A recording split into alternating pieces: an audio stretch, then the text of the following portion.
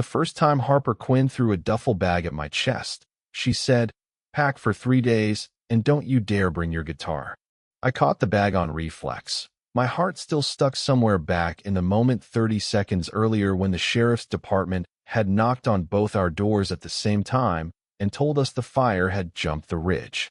"There's an actual wildfire bearing down on our street," I said, "and you're worried about my guitar." "I'm worried about the guitar because last time you brought it to a stressful situation, you played Wonderwall for 40 minutes at my cousin's flat tire." Harper was already moving past me down the hallway of our apartment building, barefoot, her hair still wet from a shower she clearly hadn't finished, a laptop bag slung crooked over one shoulder. "Some things are more dangerous than fire, Grady." I'm Grady Voss, 26 years old, a structural inspector for the county, which meant I spent my days telling other people their decks weren't up to code and my nights pretending I had a plan for my own life beyond paying rent on time. I lived in Unit 4B of a converted Victorian in the foothills outside a small Colorado town called Ember Creek, which, and I want you to sit with the irony of that name for a second, turned out to be exactly as flammable as it sounded. Harper Quinn lived in 4A, directly across the hall, and had for the 14 months since she'd moved to town to teach middle school science. She was 25, 5'4" in socks, with the kind of quick, unbothered confidence that made grown men in home improvement stores immediately do whatever she suggested. She had freckles across her nose that got worse in summer, a laugh that arrived a half-second before you finished the joke, and an absolutely lethal habit of leaving her door propped open with a paint, so I'd hear her singing off-key while she graded papers. We were not a couple. We had never so much as held hands on purpose. But somewhere in those 14 months, Harper Quinn had become the person I texted first when something good happened, and the person whose light under the door I checked before I let myself fall asleep. That evening, the sky over Ember Creek had gone the color of a healing bruise, orange bleeding into a sick yellow-gray, ash drifting past the streetlights like slow, wrong snow. The evacuation order came through both our phones within the same minute, a flat mechanical voice announcing mandatory evacuation for zones 4 through 9, which was, unfortunately, every zone that mattered to either of us. I have my cat carrier, a box of yearbooks I apparently can't leave behind, and no working car, Harper announced, arriving at my door 40 minutes later with Steve the cat yowling in protest inside his crate. Her ancient hatchback had chosen that week, of all weeks, to die a slow transmission death in the shop. My options are hitchhike toward Denver or humiliate myself by asking my neighbor for a ride. "You've never had to ask," I said, already grabbing my keys. "I was going to knock on your door in about 90 seconds anyway." She looked at me for a second too long. "You were going to leave without me?" "I was going to leave with you." "There's a difference." I slung my own bag over my shoulder, one duffel, no guitar. "Thank you very much," and held the door for her and the yowling cat crate. "Get in the truck, Quinn. We're outrunning a wildfire together. Try not to make it weird." I make everything weird. It's my one marketable skill. The drive out of Ember Creek looked like something out of a disaster movie nobody wanted to star in. Headlights and taillights crawled bumper to bumper down the single two-lane road out of the foothills, embers visible in the rearview mirror like a slow-motion firework display nobody had asked to see. Harper sat in the passenger seat with Steve's crate on her lap, one hand braced against the dashboard, the radio murmuring evacuation updates in a low, steady drone. "Tell me something that isn't about fire," she said quietly, about 20 minutes in, when the traffic had slowed to a full stop and the ash outside had started sticking to the windshield in gray smears. "Like what?" "Anything. Your most embarrassing childhood memory. Your opinion on pineapple pizza. I don't care. I just need my brain to think about something other than whether my apartment is currently on fire." So I told her about the time I broke my arm falling off a roof I was supposed to be inspecting, not building, which was somehow worse for my professional reputation than if I'd actually been doing something dangerous.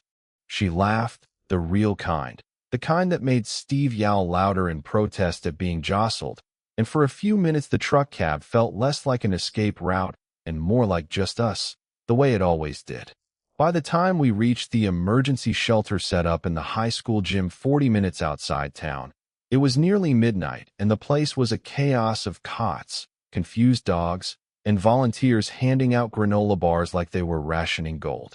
A woman with a clipboard and the exhausted patience of a saint took one look at the line stretching out the door and shook her head. "We're at capacity for cots," she said, "but there's a motel 2 exits down, the Blue Spruce, that's still got a couple rooms. County's covering it for anyone displaced from zones 4 through 9. I can radio ahead and hold you one." "One?" Harper repeated. "One room. Han, it's fire season. Everybody's doubling and tripling up tonight."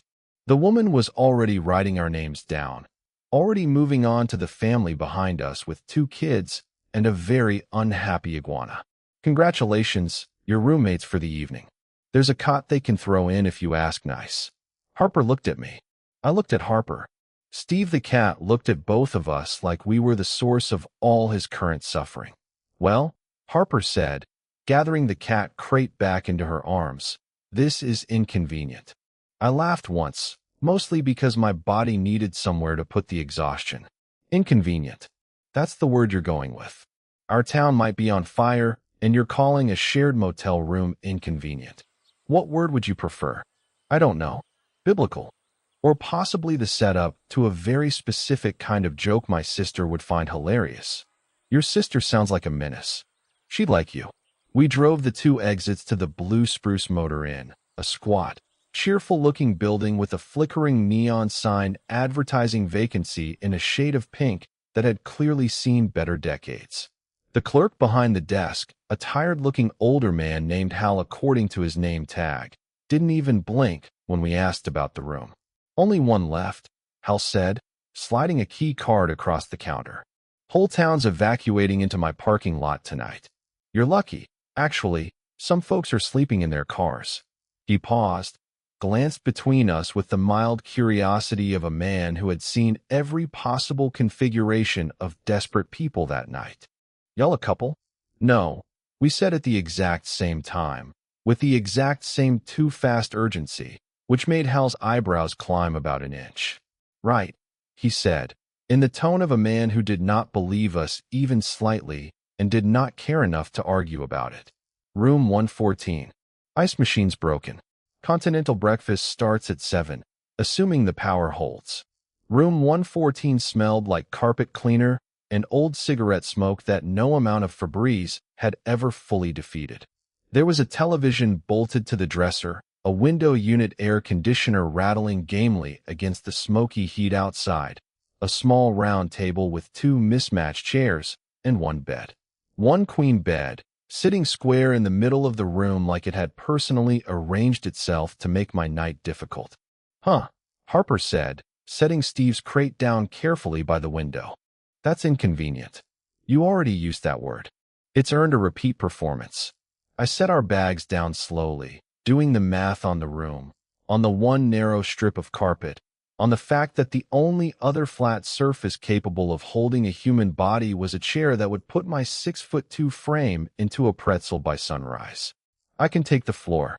Harper turned to look at me, arms crossed, an eyebrow raised in the exact expression she used on 8th graders who tried to tell her the dog ate their lab report. "Grady, you inspect building foundations for a living. Do you understand what motel carpet is hiding under it? I've seen worse. I once inspected a crawl space that had its own weather system. That is not making your case." She sat down on the edge of the bed, testing the mattress with one hand, and looked up at me with an expression that was trying very hard to be casual and mostly succeeding. "It's a queen. We're both adults. We've fallen asleep on your couch together during movie nights approximately 40 times. This is just a horizontal version of that." "A horizontal version," I repeated. "Sure. Totally normal. Don't make it weird. I told you, weird is your department."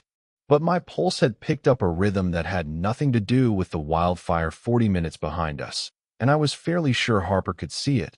The way her eyes flicked once to my jaw and then very deliberately away, like she was choosing not to notice something she had absolutely noticed. Outside, the wind picked up, throwing a fine dust of ash against the window. And somewhere down the row of motel rooms, a baby started crying and a dog started barking in sympathy. Ember Creek's entire displaced population was apparently bunking down together in the parking lot of the Blue Spruce, and none of us were going to get much sleep. Fire or no fire, floor or no floor, one bed or two. I want to explain, before I go any further, exactly how I'd ended up so thoroughly, stupidly in love with my neighbor without either of us ever saying so out loud. Harper and I had met on move-in day, 14 months earlier. When she'd shown up at the Victorian with a U-Haul, she clearly could not parallel park in a box labeled fragile. Mostly feelings balanced precariously on top of a lamp. I'd been coming down the stairs with a bag of trash and found her wedged between the truck and the porch railing, cursing softly at a couch that refused to fit through the doorway at any angle physics would permit. "You're going to need to take the legs off," I told her. "Thank you, structural engineer I've known for 4 seconds," she'd said, not even looking up. "Groundbreaking analysis. I'm a structural inspector, actually. Slightly different. And also, I own a screwdriver." That had gotten her attention. She'd looked up at me, flushed, sweaty, hair escaping its ponytail in every direction, absolutely furious at an inanimate couch. And something in her expression had shifted from irritation into something more like assessment. "If you help me get this couch inside without dying, I will owe you actual currency, or, more realistically, baked goods." "I'll take the baked goods."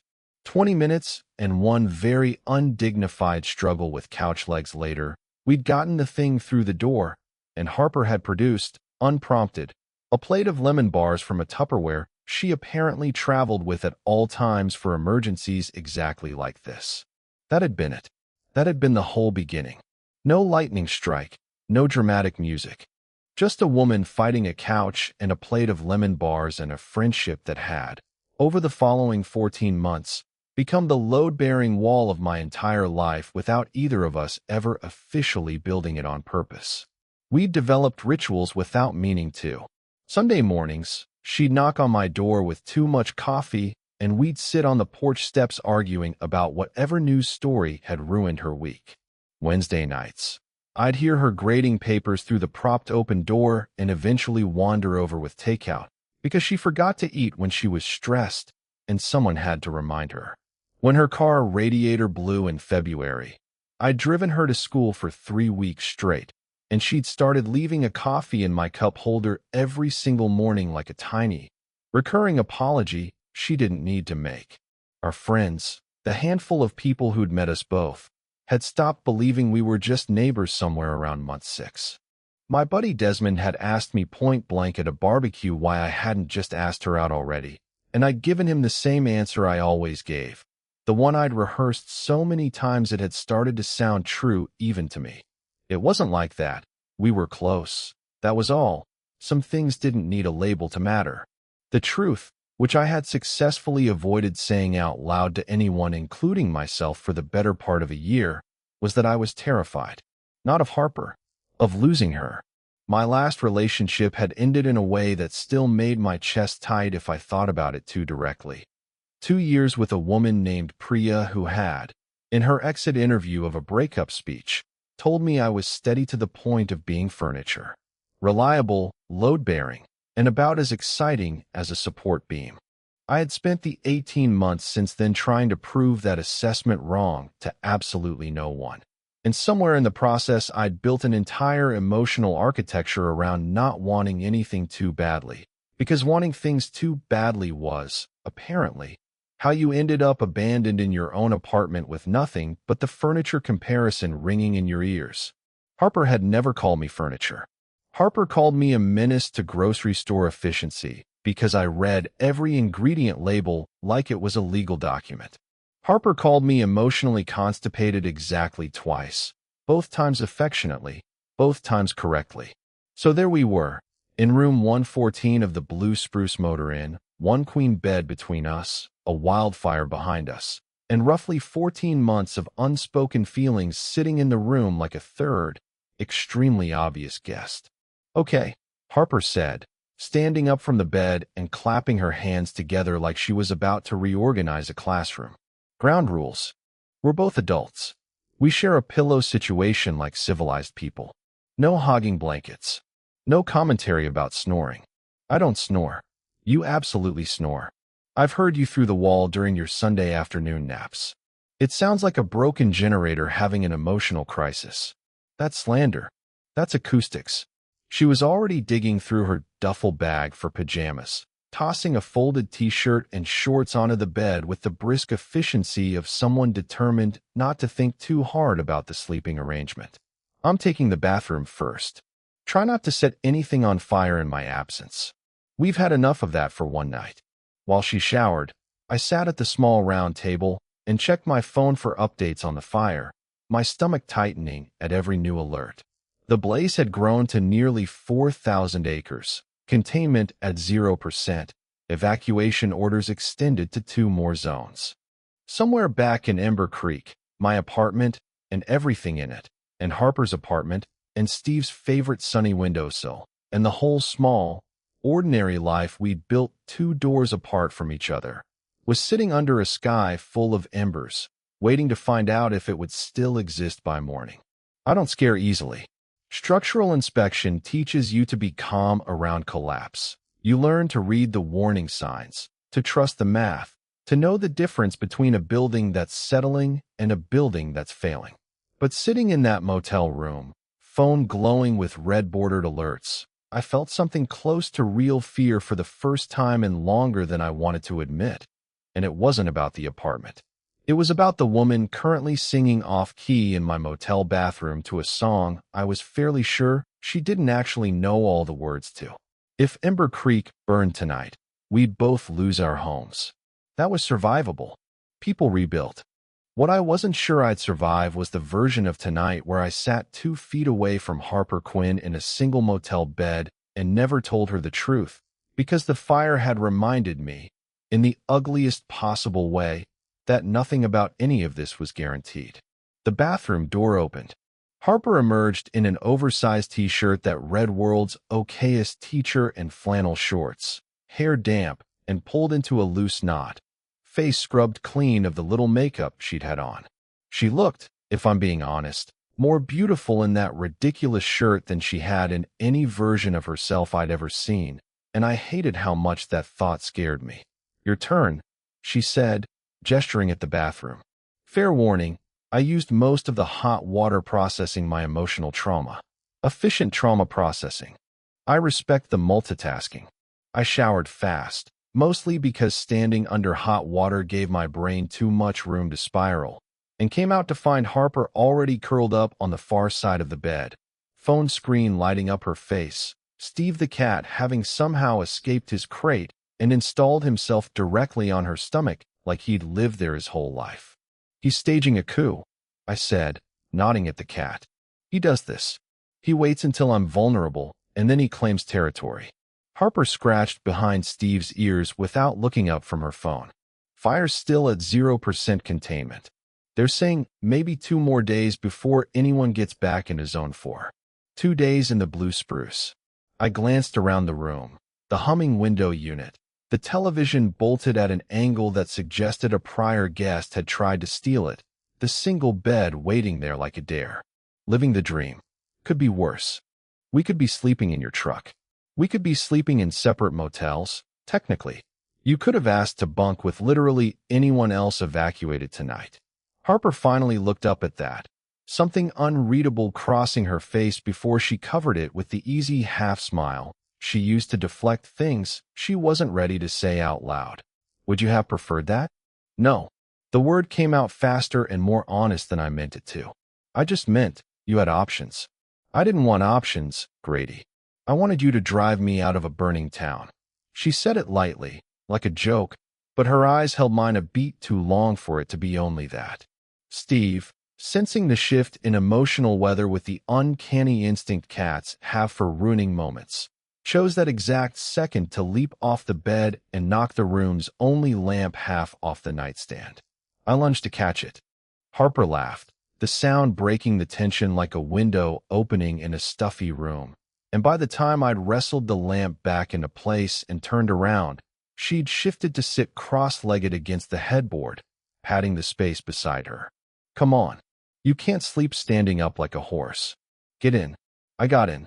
The mattress dipped under my weight, closing what little distance there'd been, and for a second neither of us moved, both of us very carefully staring at the ceiling instead of at each other.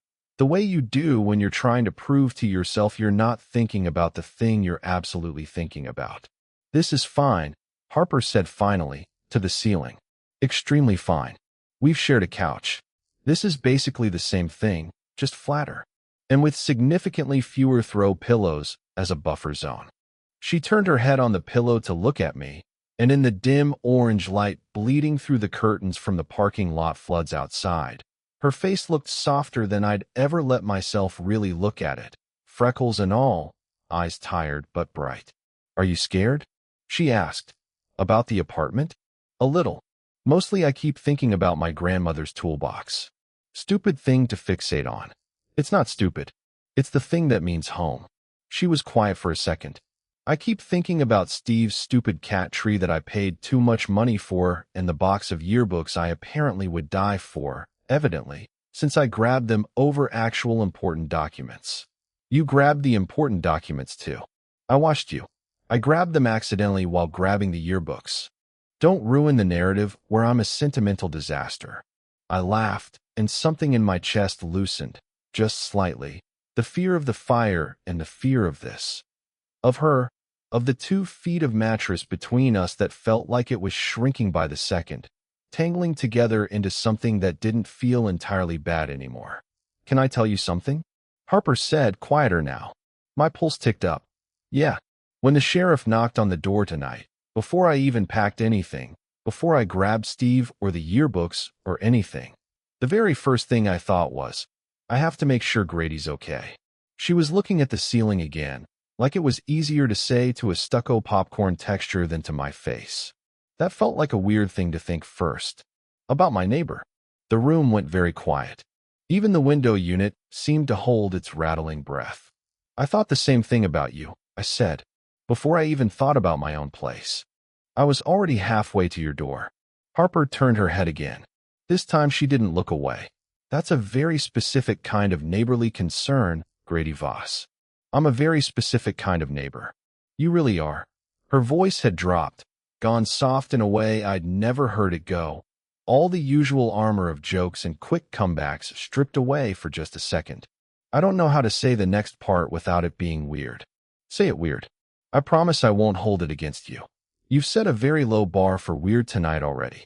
That got a small laugh out of her, but it faded fast, replaced by something more fragile. "I've been in love with you for months," she said. "I don't know exactly when it started. I just know I stopped being able to pretend it was only friendship somewhere around the time you drove me to school every day for 3 weeks in February and never once made me feel like it was an inconvenience." I lay very still, afraid that if I moved too fast I'd break whatever fragile, impossible thing had just opened up in the space between us. "Harper, you don't have to say anything back," she said quickly, panic creeping into her voice now that the words were out and couldn't be called back. There's a wildfire happening, and my apartment might not exist tomorrow, and I realized I would rather lose the apartment than lose the chance to tell you that. So, there it is. You can pretend I didn't say it if that's easier. I don't want to pretend you didn't say it." I turned onto my side to face her fully, close enough now that I could see the exact shade of her eyes in the low light. Close enough that the space between us had gone from 2 feet to something you could measure in inches. "I've been trying to figure out how to tell you the same thing for about 10 months and chickening out every single time." Harper's breath caught. 10 months? "Since the night your radiator blew and I drove you to school, and you fell asleep in my passenger seat with your head against the window, and I remember thinking, very clearly, that I would drive this exact route every single day for the rest of my life, if it meant getting to see you first thing every morning." I let out a breath, half laugh, half nerves. I told myself it was just easier to call it friendship. Loyalty. Something safer than what it actually was.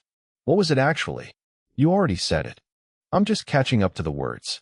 Her hand found mine on the mattress between us, fingers sliding into place like they'd been rehearsing it for months without either of us noticing. Say it, she whispered. I used all my courage on the first attempt. It's your turn. I brought my free hand up to her cheek, thumb brushing along her cheekbone, and felt her lean into the touch the same unguarded way she'd leaned into every small kindness I'd ever given her without either of us naming what it was. I love you, Harper Quinn, I said. I've loved you since before I let myself admit it, and I would have driven us into that fire and back out again 100 times over just to keep getting to say it now. She made a small, wrecked sound, somewhere between a laugh and something closer to tears, and closed the last few inches between us. The kiss was soft at first, careful, the way you touch something you're afraid might not be real, and then it wasn't careful anymore. Her hand curled into the front of my shirt exactly the way it had 1,000 times in memory. I hadn't let myself examine too closely, and I kissed her like every one of those 10 months of almost had been leading here, to a motel room that smelled like carpet cleaner, under a sky the color of a bad decision, with a wildfire burning somewhere behind us, and absolutely nothing about the moment feeling anything less than exactly right. When we finally broke apart, Harper's forehead rested against mine, both of us breathing like we'd run somewhere, instead of just closed a 2-foot gap on a lumpy queen mattress. Well, she said, breathless, that took 10 months longer than the couch would have been comfortable with. The couch was a coward.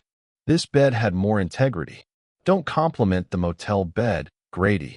It's setting a bad precedent. She laughed, and I felt it against my chest, warm and real, and kissed her temple. And for the first time all night, the fear that had been sitting in my ribs since the sheriff's knock loosened its grip, just slightly, just enough to let something better in.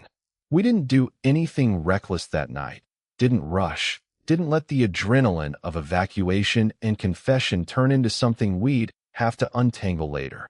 Instead, we lay there in the dark, Steve wedged unceremoniously between our feet, trading soft confessions the way you do when you finally stopped guarding a door you'd been standing in front of for months. What made you finally say it? I asked, somewhere near 1 in the morning, her head tucked against my shoulder, my hand tracing slow lines along her arm. The fire, honestly. Watching my whole street disappear behind ash in the rearview mirror made me realize how stupid it would be to lose you to my own cowardice, when a literal wildfire couldn't even manage it. She tilted her face up toward mine. What about you? You threw a duffel bag at my chest and told me not to bring my guitar. I realized I'd follow that particular brand of bossy anywhere, permanently, and that terrified me enough that I finally admitted why. Romantic, she said, deadpan, but her smile gave her away completely. I contain layers. You contain one layer, and it's extremely obvious once you finally use your words. I kissed her again, slower this time. No urgency left in it, just the quiet certainty of two people who'd spent 14 months building something neither of us had been brave enough to name until a wildfire forced our hand.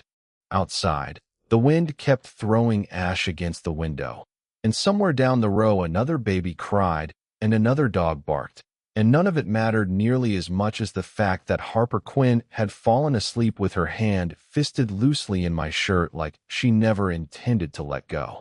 I woke before her the next morning, sunlight fighting its way through the smoke-haze sky outside, and lay there for a long time just watching her sleep, memorizing the way her lashes lay against her cheek, the small furrow between her brows that appeared, even in sleep, like she was still grading papers in her dreams. Steve had relocated to the pillow above her head sometime in the night, and regarded me now with the deep suspicion cats reserve for anyone who might disturb a good napping spot. I see you judging me, I whispered to the cat. Noted and ignored. Harper stirred, blinked awake, and for one disoriented second looked at me like she was recalibrating the entire universe around the fact that I was there, in her space, having apparently not been a dream. Morning, she said, voice rough with sleep.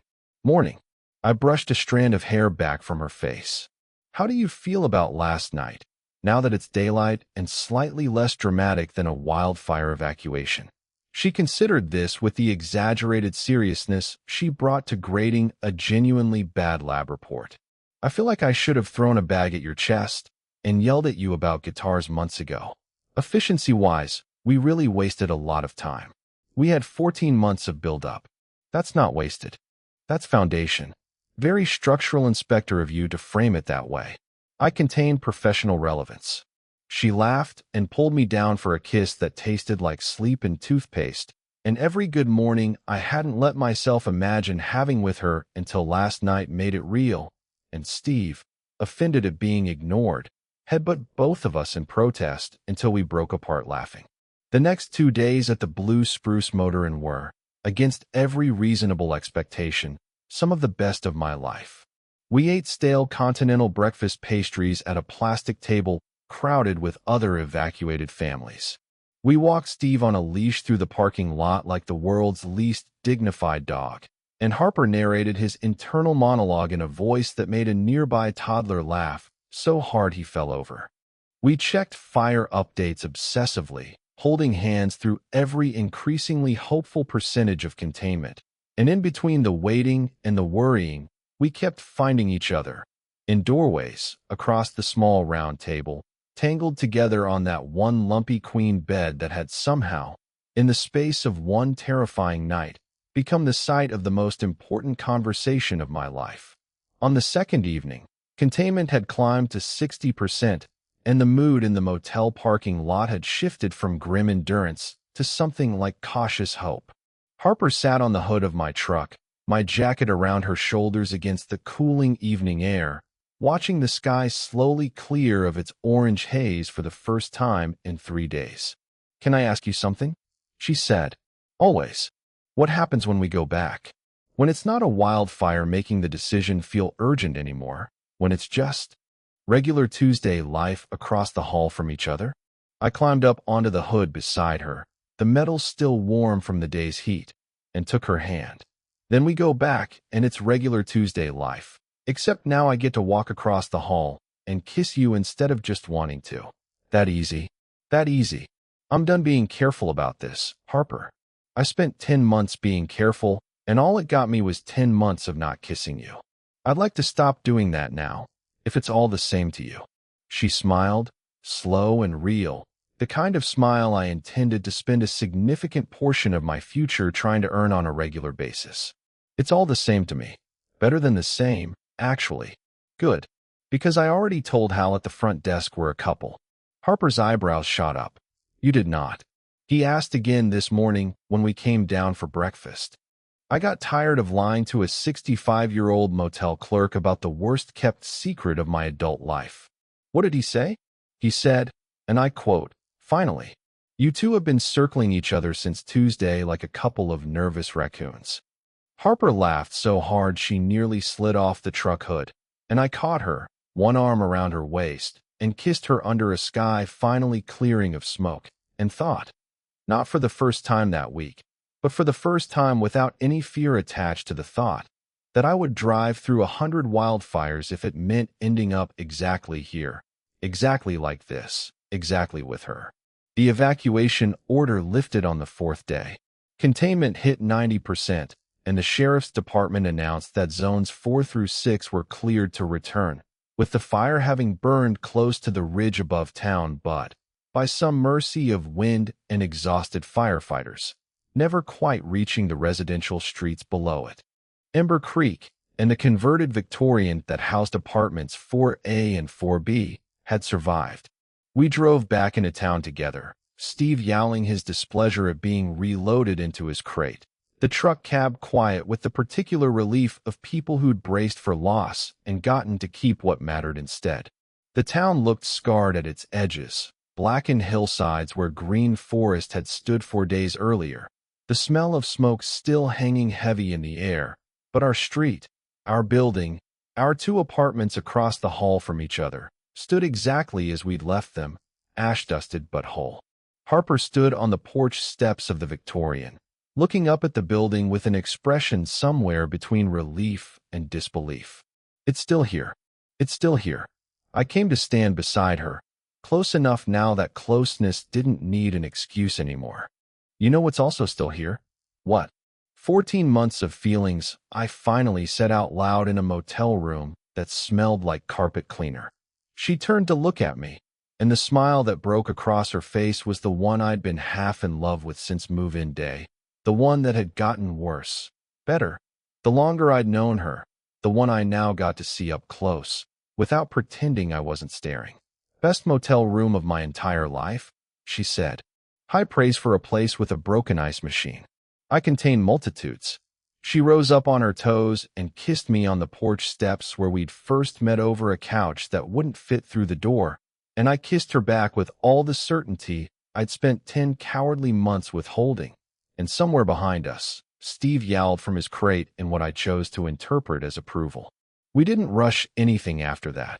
Not really, though the pace of things did pick up in ways neither of us fought very hard against.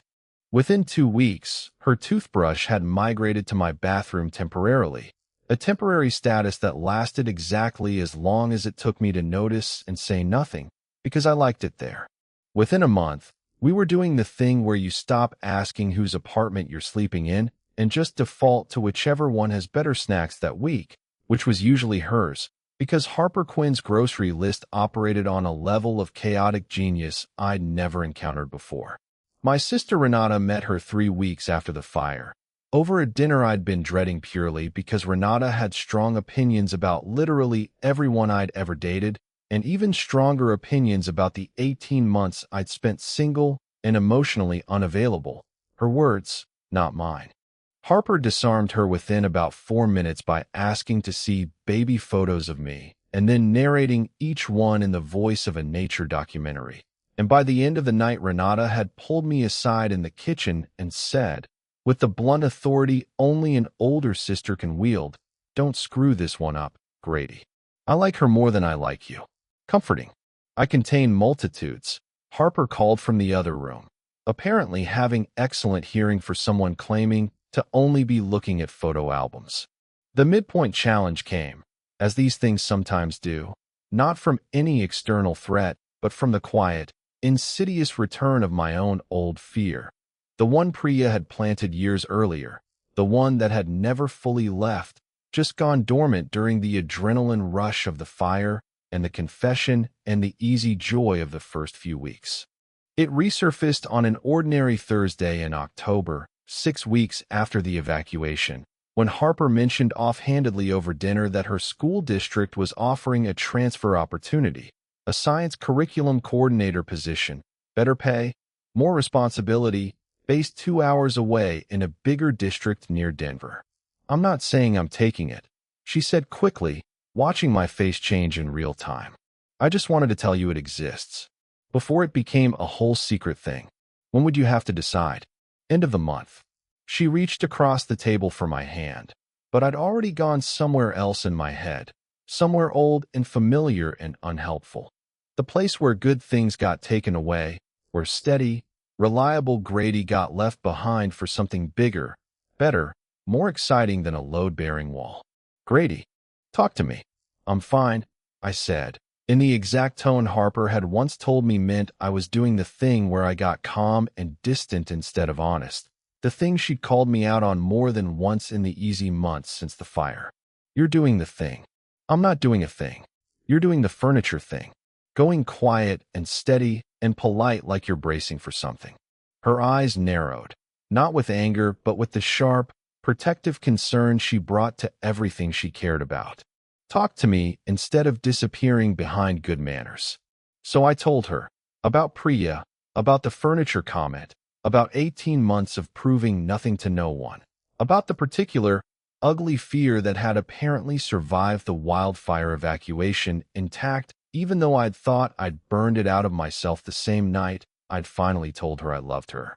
"I'm not leaving you, Grady," Harper said, once I'd finished, her hand tight around mine. "I haven't even decided to take the job. And even if I did, 2 hours isn't the moon. It's a drive. People do long distance for jobs all the time without it meaning the relationship is over. I know that logically. But some old, stupid part of me hears better opportunity 2 hours away and translates it directly into reason to leave the reliable guy behind. And I hate that part of me, and I'm working on it, but tonight it's loud.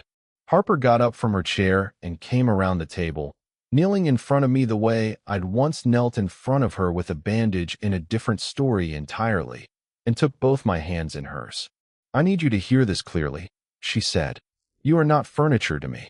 You are not the safe, boring option I'm settling for until something more exciting comes along. You are the person I ran toward during a wildfire evacuation instead of anyone else on our whole street.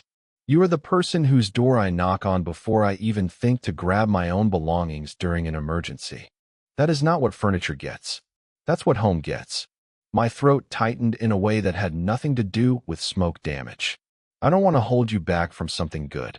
You wouldn't be holding me back. If I take the job, we figure out logistics together, like partners, because that's what we are now. If I don't take it, it'll be because I decided, on my own, that I'd rather build a life here with you than commute 2 hours toward a title bump. Either way, it's my choice, and it has nothing to do with whether you're enough, because Grady, you have never once, not for a single second since that motel room, made me feel like anything less than exactly enough." I pulled her up into my lap, right there at the kitchen table, and held her the way I should have let myself be held years earlier, before Priya, before the furniture comment, before I'd built an entire personality around not wanting things too visibly. "I love you," I said, "and I'm sorry I let an old wound talk over you for a minute there. I forgive you. Mostly because you're historically bad at this, and I already knew that going in." She kissed my jaw, soft and easy, and the last of the old fear finally, actually loosened its grip, 6 weeks late, but exactly on time. "For the record, I think I'm going to turn it down. Not because of you. Because I like our life here. I like the Victorian and the porch steps and the ridiculous cat, and you. In that order, mostly you. You put the cat above me. The cat has never once done the furniture thing to me emotionally. He has to earn his ranking somehow. That's fair. Steve has never once compared himself unfavorably to a couch. Steve doesn't have the self-awareness for that kind of spiral. It's one of his best qualities." Harper reached down to scratch behind the cat's ears where he'd installed himself on the kitchen chair beside us, supervising the entire conversation with the mild disdain he reserved for anything that wasn't food-related. "Though for the record, if we're ranking, you moved up considerably the day you built him that little perch by the window. He respects a man who understands infrastructure." High praise from a cat who once tried to fight the vacuum cleaner and lost. He didn't lose. He retreated strategically. He hid under the bed for 6 hours. "Strategic," Harper insisted, grinning, and I pulled her back into my lap because some conversations didn't need winning, just holding on to. And this, her laugh, the cat's disapproval, the kitchen table where I'd finally said the thing I'd been too scared to say for 10 months, was the exact kind of ordinary I'd spent my whole life not knowing I wanted until a wildfire showed me what I'd lose if I kept staying quiet about it. She turned the job down 2 weeks later, a decision she made, exactly as promised, on her own terms, and told me about it over lemon bars from the same Tupperware container that had started the whole thing 14 months and 1 lifetime ago. 6 months after the wildfire, on a clear spring evening with no smoke anywhere on the horizon, I built Harper a bookshelf for the growing collection of yearbooks and science textbooks that had outgrown her apartment.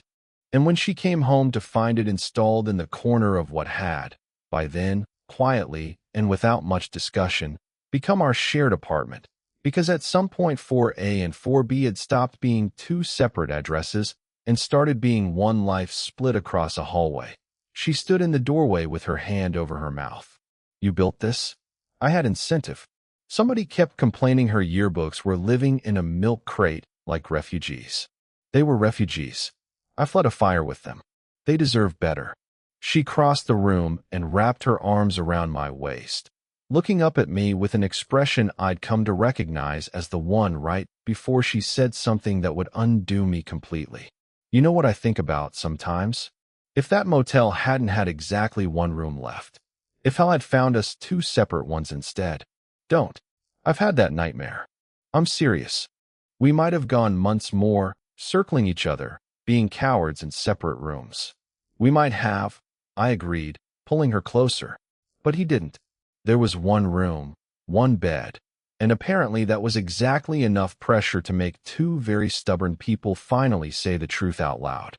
Best inconvenient night of my life, Harper said, echoing herself from the porch steps months earlier, and I kissed her in the golden evening light of the apartment we'd built together out of one shared motel room and a wildfire that had, against every odd, given us something instead of only taking it away. A year to the day after the evacuation, we drove back out to the Blue Spruce Motor Inn on a whim, mostly because Harper had insisted we owed Hal a thank you visit and possibly a plate of lemon bars for services rendered. He remembered us immediately, squinting at us across the front desk with the same weary amusement he'd worn the night he'd handed over a single key card to two people, insisting they weren't a couple. Well, he said, you two look significantly less panicked than last time. We come bearing lemon bars, Harper said, sliding the Tupperware across the counter, as a thank you for room 114. Room's actually open tonight, if you're feeling nostalgic, Hal said, sliding the container back with a small, knowing smile. No fire required this time. Harper looked at me. I looked at Harper. Well, she said, echoing the exact word from that first terrifying, transformative night, that's convenient. I pulled her against me right there in the lobby of the Blue Spruce, kissed her the way I'd been kissing her for a year now, without hesitation, without the old fear, without anything standing between wanting her and telling her so. Room 114, I said. For old time's sake. For old time's sake, she agreed, already pulling me toward the door, laughing, the same laugh that had arrived half a second early since the day I met her. The laugh I intended to spend the rest of my life chasing across kitchens and porch steps and one particular motel room that smelled like carpet cleaner and had, against every reasonable expectation, given us everything. So, what would you have done if a wildfire evacuation left you sharing one motel room with a neighbor you'd been quietly in love with for months? Have you ever had a moment like that, where an emergency forced out a truth you'd been too scared to say? Tell me your story in the comments below. And for those of you who'd like to be a little closer to us, we've opened memberships where you'll get shorter exclusive stories every week with no ads. If you like this one, leave a like, subscribe, and I'll see you in the next one.